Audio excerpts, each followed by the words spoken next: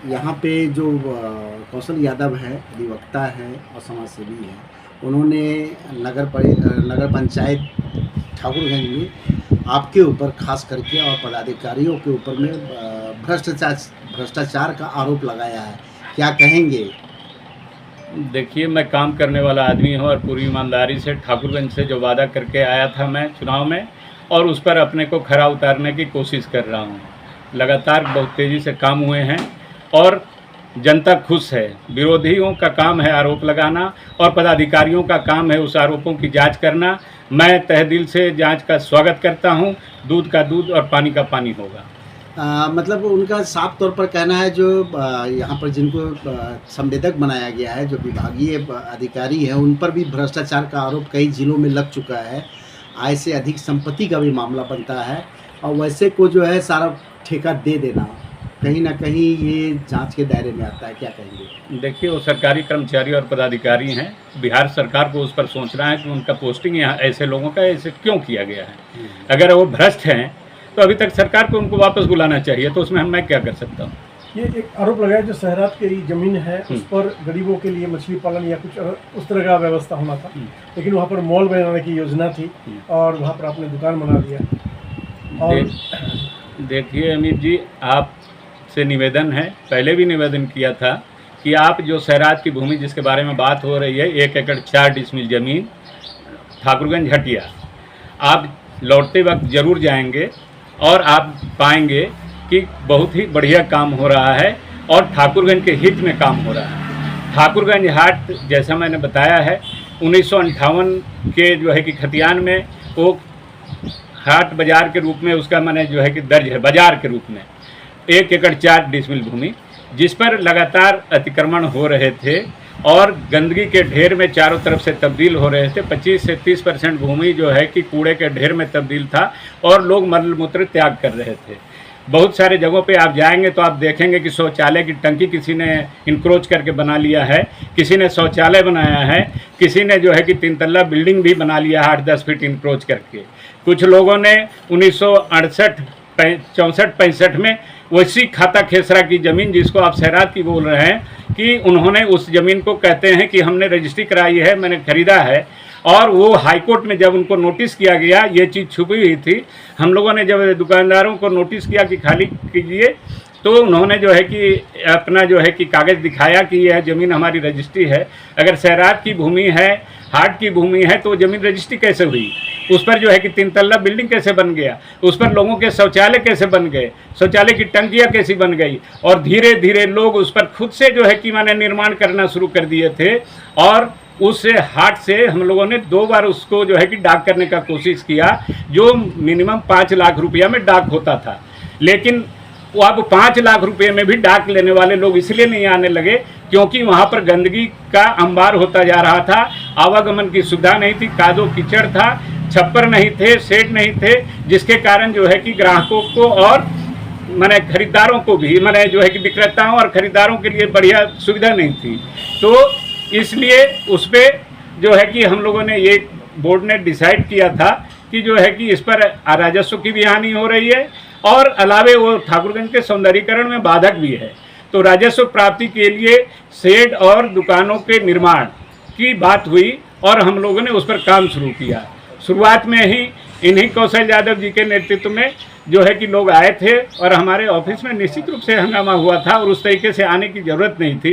कोई भी चीज़ है तो उसको बैठ करके टेबल पर उस चीज़ का बात हो सकती है और बाद में उसी टेबल पर बैठ करके उसी दुकानदार संघर्ष समिति के साथ बैठ करके मीटिंग में ये तय हो गया था।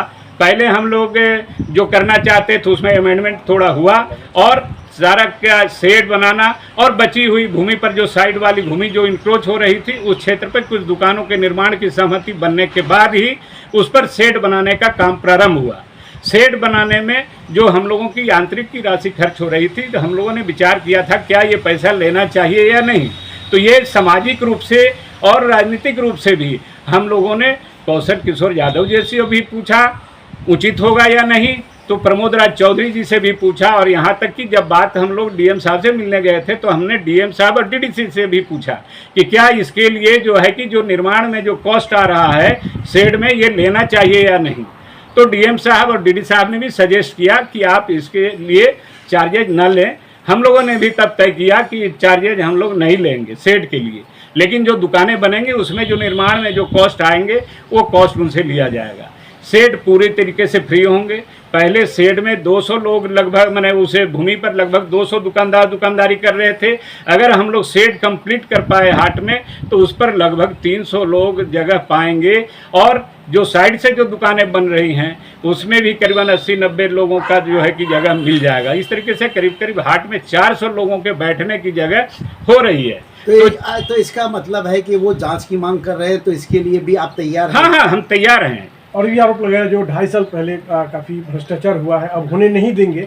हाँ। और ये दिखाया जा रहा है जो सड़क बनाई गई है, हाँ। वो जहाँ आबादी है नहीं, सड़क बना दिया गया है खेतों पर, जमीन पर। देखिए, इस तरह का हमने बताया कि जैसे अब एक व्यक्ति के घर तक सड़क जा रही थी, जब नापी करने गया तो जो व्यक्ति सामने कोई प्लॉट अगर ले करके थे तो उन्होंने रिक्वेस्ट किया कि मैं बहुत जल्द यहाँ पर घर बनाने जा रहा हूँ, अगर आप यहाँ तक बना करके द एंड कर देंगे तो भविष्य में फिर हमको ये नई सड़क 100 फीट या 200 फीट और बनाने में फिर जो है कि 2-4-5 साल लग जाएगा, तो हमारे लिए ये सुविधाजनक होगा कि अगर आप इसको थोड़ा विस्तारित, ऐसा 2-3 सड़क ऐसा है जहाँ पर थोड़ा विस्तारित किया गया पब्लिक के रिक्वेस्ट पे। मतलब मकान घर द्वार नहीं है, कोई रिहायशी इलाका नहीं है, ये ऐसा वो उनका आरोप है कि भू माफियाओं से मिल करके वहाँ सड़कें बना दी गई। ऐसा उन्हें लगता है। मैं आप सबों को रिक्वेस्ट करता हूँ, आप दूसरे दिन आइए और 12 वार्ड में आप घूम लीजिए। आपको अगर 200 सड़कें और या गलियाँ बनी हैं तो मुश्किल से 4-5 ऐसे सड़कें मिल जाएंगी जिसका मैंने आपको बताया है। एक आप वार्ड नंबर 3 में जाएंगे, चेंगमारी बस्ती से मोरली डांगी गांव है, आदिवासियों का टोला है, वहां पर सड़क जाने के लिए बीच में एक चाय बागान है। तो चाय बागान हो करके तब वो आदिवासी का गांव आएगा, तो क्या बीच में चाय बागान को छोड़ दिया जाए या उसको बनाया जाए? कैसे पहुंचेंगे वो मुख्य सड़क पे? तो उसके लिए बीच वाले एरिया को आप कह रहे हैं कि उस चाय बागान वाले को फायदा पहुंचाने के लिए आप बनाया है, तो भाई आपका बुद्धिमानी है भाई।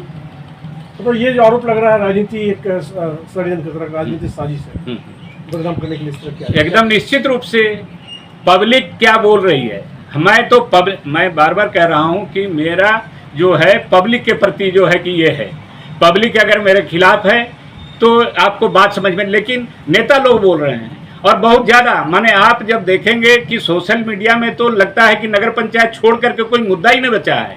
रोज 5-5, 6-6 मुद्दे ठाकुरगंज के उठते हैं। क्या नल जल की गड़बड़ी जो है कि मेरे रहते हुआ? क्या पूर्व चेयरमैन के समय जब ये पाइपलाइन बिछाई जा रही थी तो उन्हें ध्यान नहीं था कि इस बस्ती तक पाइपलाइन क्यों नहीं पहुंच रहा है?